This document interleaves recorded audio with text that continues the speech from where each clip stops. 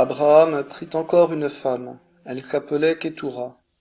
Elle lui donna Zimran, Yokshan, Médan, Madian, Ishbak et Shua. Yokshan engendra Saba et Dédan.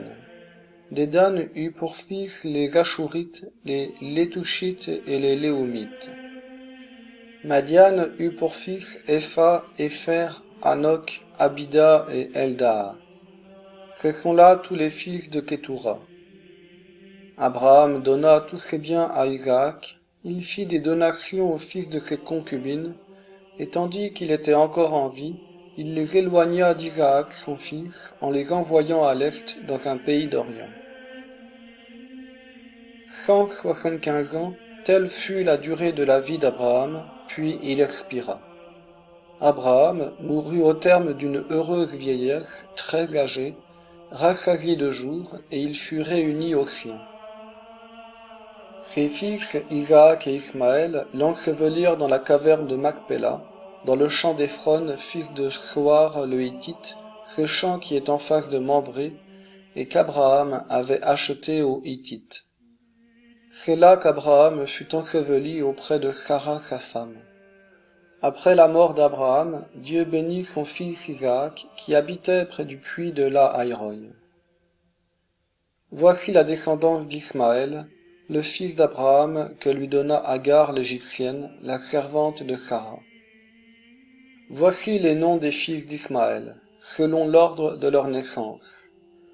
Nébayot, le premier-né, puis Kédar, Abdéel, Mibsam, Mishma, Douma, Massa, Hadad, Théma, Yétour, Naphish et Kedma. Voilà les fils d'Ismaël et leurs noms selon leur village et leur campement. 12 chefs pour leur clan. Ismaël vécut 137 ans, puis il expira. Il mourut et fut réuni aux siens.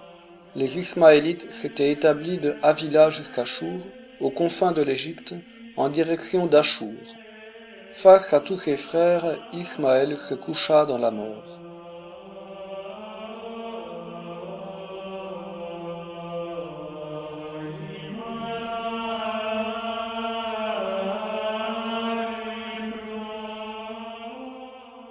Voici l'histoire d'Isaac, fils d'Abraham.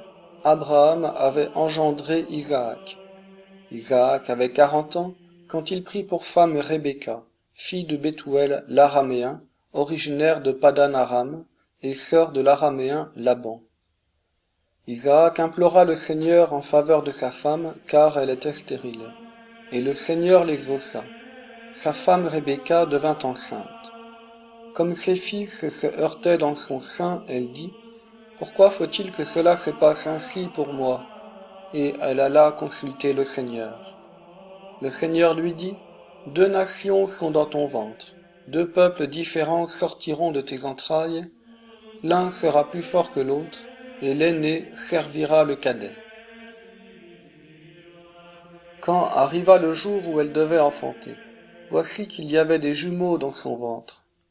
Le premier qui sortit était roux, tout couvert de poils, comme d'une fourrure. On lui donna le nom d'Ésaü. Après quoi sortit son frère, la main agrippée au talon d'Ésaü. On lui donna le nom de Jacob, c'est-à-dire il talonne. À leur naissance, Isaac avait 60 ans. Les garçons grandirent. Ésaü devint un chasseur habile, un homme des champs. Jacob était un homme délicat demeurant sous les tentes. Isaac préférait Ésaü, car il appréciait le gibier, mais Rebecca préférait Jacob. Un jour, Jacob préparait un plat quand Ésaü revint des champs épuisé. Ésaü dit à Jacob, « Laisse-moi donc avaler cette sauce, le roux qui est là, car je suis épuisé. » C'est pour cela qu'on a donné à Ésaü le nom d'Édom, c'est-à-dire le roux. Jacob lui dit, « Vends-moi maintenant ton droit d'aînesse. » Ésaü répondit, « Je suis en train de mourir, à quoi bon mon droit d'aînesse ?» Jacob reprit, « Jure-le-moi maintenant. » Et Ésaü le jura, il vendit son droit d'aînesse à Jacob. Alors Jacob donna à Ésaü du pain et un plat de lentilles. Celui-ci mangea et but, puis il se leva et s'en alla. C'est ainsi qu'Ésaü montra du mépris pour le droit d'aînesse.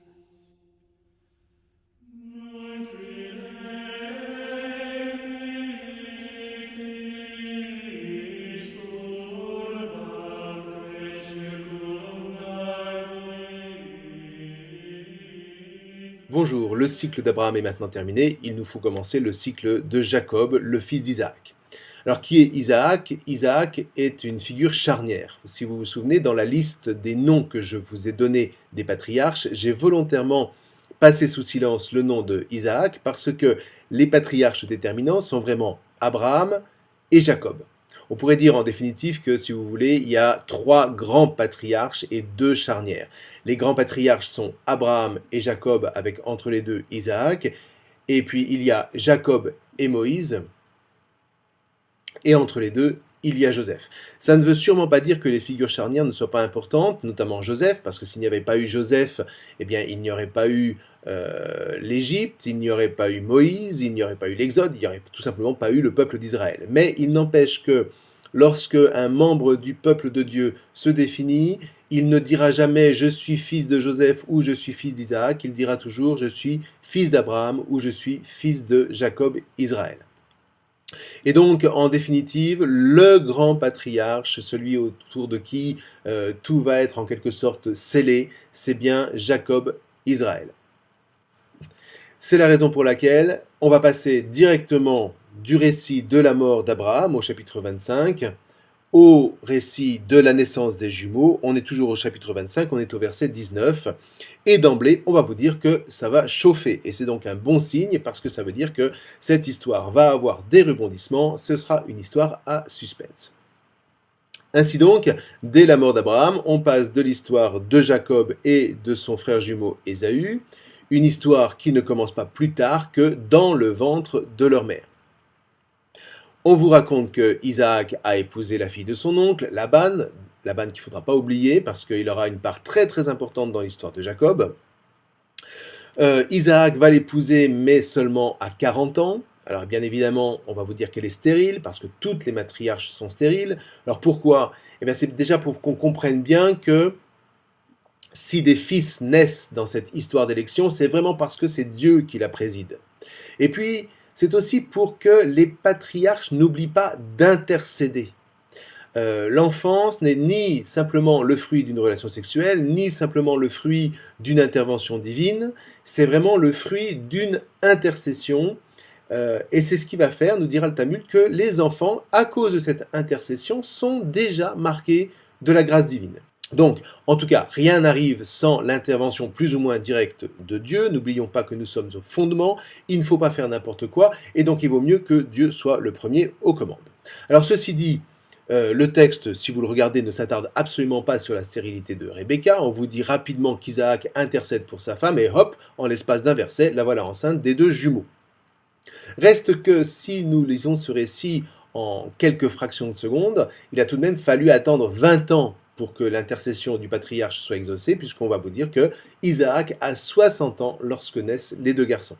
Et le Talmud de vous expliquer qu'il fallait bien que Isaac atteigne cet âge de la sagesse, d'une part pour que son intercession soit celle d'un juste, et puis d'autre part pour que ce soit aussi un juste qui sache transmettre le trésor de l'élection. Alors, toujours est-il que son intercession est tellement bien entendue qu'il va tout simplement récolter de 2 jumeaux, dont on vous dit qu'ils s'affrontent dès le sein de leur mère. Alors ça, c'est un récit très important, parce que, toujours le Talmud, qui est la Torah orale, qui est l'interprétation juive de la Torah écrite, le Talmud donc va en conclure que les grandes options de l'existence se prennent dès le sein de la mère. Et le Talmud toujours de vous expliquer que les garçons étaient impatients de sortir. Pourquoi?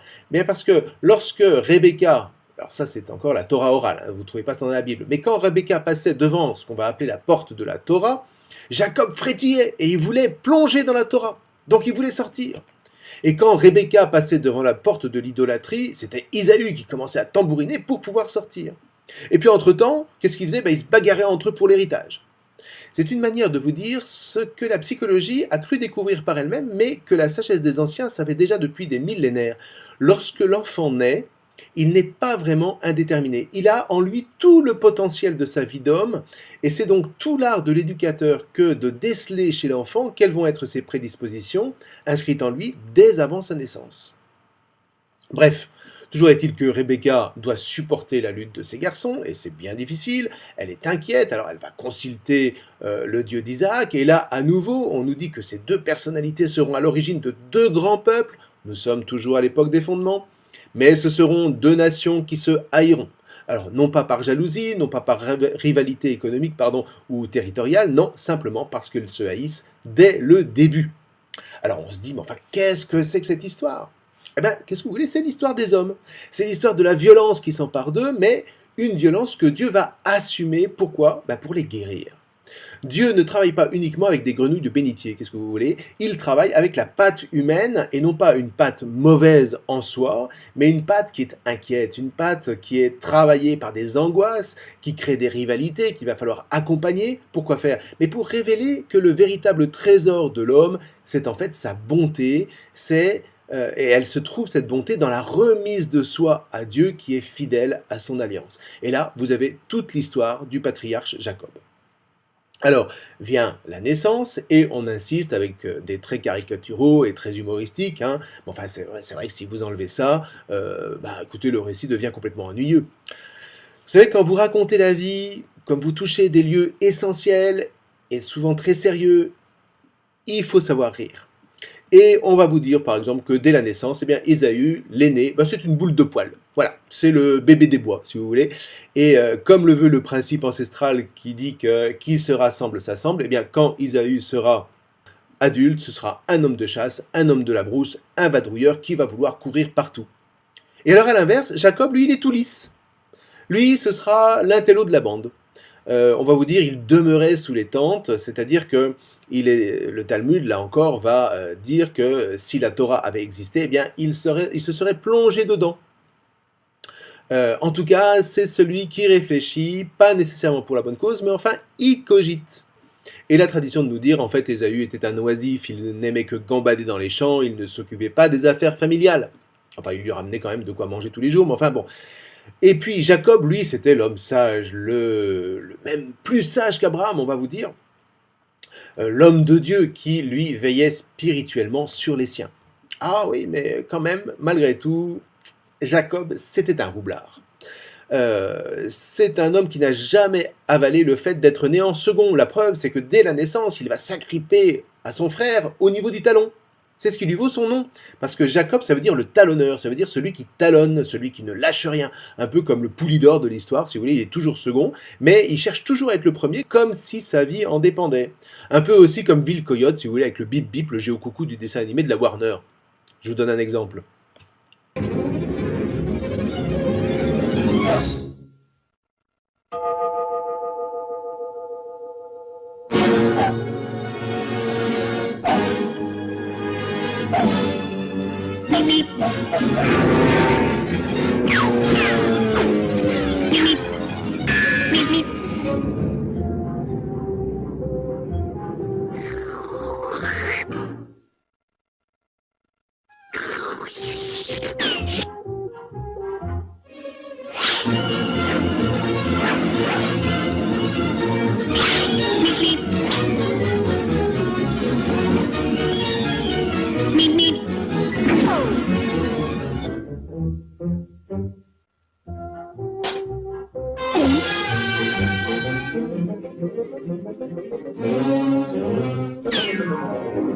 Voilà, ça, alors c'est pour rire bien sûr, mais c'est un peu Jacob au début de son existence, vous voyez, rien de très glorieux, sauf que Jacob, lui, il va arriver à ses fins, contrairement à Ville Coyote, sans se rendre compte néanmoins que le joug qu'il va se ramasser sur les épaules va être bien pesant. Évidemment, toute l'histoire s'envenime encore lorsqu'on vous dit qu'Isaac aimait Ésaü. Pourquoi est-ce qu'il aime Ésaü? Parce qu'il lui ramène de la viande et que Isaac aime la viande. C'est très très basique comme relation. Tandis que Rebecca, elle, aimait Jacob, qui évidemment lui ressemble beaucoup plus. Il est lisse, il a tous les attributs en quelque sorte entre guillemets féminins, qui plaisent à une mère. Alors les parents évidemment vont se mêler du conflit de leur progéniture, et là, croyez-moi, ça va barder. Quel suspense! Bonjour, nous poursuivons la saga de Jacob. Pour l'instant, Ésaü, le roux poilu, vous vous souvenez, et Jacob, le talonneur glabre, ont vite grandi. On ne s'attarde pas beaucoup sur leur enfance.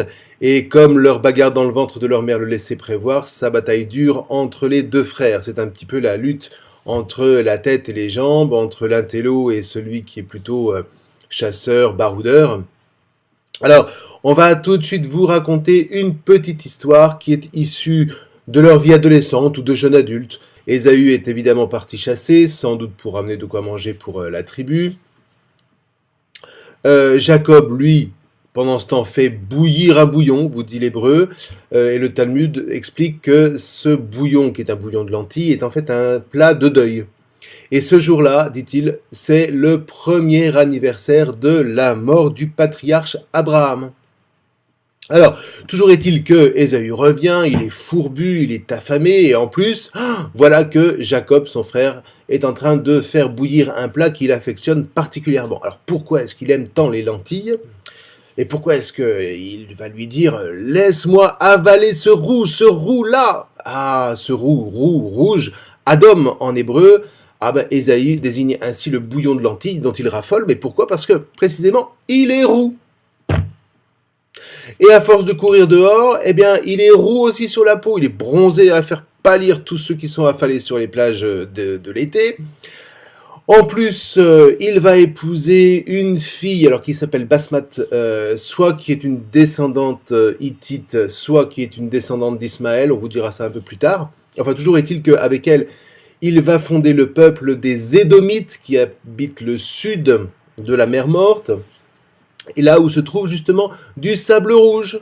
Et un peuple qui évidemment va être hostile aux fils d'Israël. N'oublions pas que les deux jumeaux sont des rivaux. Bref, c'est une manière dérisoire de railler un petit peu les ennemis, puis crac, vous leur donnez un petit coup de griffe. Voyez. Bon. Alors bref, on rigole. Voilà, c'est du roux qui aime le roux. Enfin, toujours est-il que derrière cette histoire, il y a quand même des choses un petit peu plus ennuyeuses qui se passent, ou en tout cas un peu plus essentielles. Donc, avec ce bouillon de lentilles, il va se passer un événement d'une importance assez primordiale entre Jacob, le roublard, et Ésaü, le goulu poilu. Alors, quel âge ont-ils ? On l'a vu tout à l'heure, bon, sans doute l'adolescence, ou voilà, des jeunes adultes en tout cas. Vous savez bien, à cet âge où on pense que on a tout compris de la vie et on commence à jouer à des jeux dont on ne se perçoit absolument pas que, dans le fond, ils vont nous engager beaucoup plus loin qu'on ne le croit. Et là, on va assister à un dialogue entre Jacob et son frère qui aura quand même une incidence assez déterminante pour la suite. Voilà que Jacob marchande son bouillon de lentilles. D'accord, mais tu vas me laisser ton droit d'aînesse. Vous voyez ? Voilà, Jacob qui essaye de passer devant. C'est un roublard, et pour un roublard, la fin justifie les moyens, même avec des choses assez, dans le fond, dérisoires. Alors, évidemment, le Talmud va essayer de justifier le geste du patriarche. Et voilà comment ils vont l'expliquer. Dans le fond, ce qui importait à Ésaü, dit-on, c'était de courir le champ, et puis de donner la mort. On n'est pas chasseur de manière... on n'est pas chasseur impunément. Et sans doute que Ésaü ne faisait pas que tuer des animaux. Et on va vous expliquer qu'il a tué des hommes. Et puis de toute façon, il ne croyait pas à ces histoires ni de vie après la mort, ni même de l'existence de Dieu, du Dieu de son grand-père. D'ailleurs, il ne lui rendait pas de culte. Et puis, dans le fond, il ne croyait pas tellement à l'élection. Donc, normalement, c'est la place du fils aîné que de rendre un culte au Dieu du clan, au Dieu de la famille. Et Ésaü, dans le fond, ça ne l'intéressait pas, vous explique le Talmud, il ne croyait pas à la promesse. Et c'est donc la promesse qui est en jeu, et la promesse de l'élection dont Ésaü n'est pas digne. Alors, pour Ésaü, qu'importe les générations qui suivent, vous dites toujours le Talmud, ce qui importe, c'est la vie aujourd'hui. Du coup, j'ai un plat de super lentilles dont je raffole. Eh bien, ce plat a beaucoup plus d'importance qu'un droit d'aînesse dont il n'a cure. Vous voyez, Ésaü, dans le fond, c'est notre contemporain. Et d'ailleurs, Ésaü sera très souvent associé aux nations. c'est-à-dire qu'il sacrifie tout pour le bien-être immédiat, après moi le déluge, et puis précisément, c'est ce que ne fait pas Jacob. Et là, vous voyez, s'il est roublard, eh bien c'est en fait pour sauver l'alliance, diront les rabbins, et hop, voilà Jacob rangé au rang des justes. Alors, Jacob dit à son frère, toujours d'après le Talmud, « Puisque tu ne rends pas un culte au Dieu de nos pères, que t'importe le droit d'aînesse? Vends-le-moi. » Et il insiste. Alors là, vous retrouvez ça par contre dans la Bible, « Jure-le-moi. » Et quand vous jurez à cette époque-là, c'est sur la vie de vos pères. Et même un incroyant comme Ésaü ne plaisantait pas avec ça, alors il lui vend son droit d'aînesse et il le jure. Et à cette époque, une parole donnée et scellée, quels que soient les termes du contrat, c'est une parole qu'on ne peut pas reprendre. On aura le même thème qui reviendra avec la bénédiction. Et la Bible de mépriser Ésaü en le prenant de haut. Et la Bible vous dit, voilà, au verset 34, « Ce jour-là, Ésaü a méprisé le droit d'aînesse. » Sous-entendu, il n'en était pas digne, donc Jacob a bien fait de le rouler, puisque c'était pour la bonne cause. Alors c'est un principe moralement très discutable et même fort dangereux, mais enfin c'est comme ça qu'on raisonnait à l'époque. Et pour la petite histoire, c'est de cet épisode que vient l'expression « qui va à la chasse perd sa place ». Comme quoi, il n'est pas inutile de connaître la Bible pour s'apercevoir que nous sommes imprégnés jusque dans nos adages les plus communs de cette culture qui nous vient du Moyen-Orient.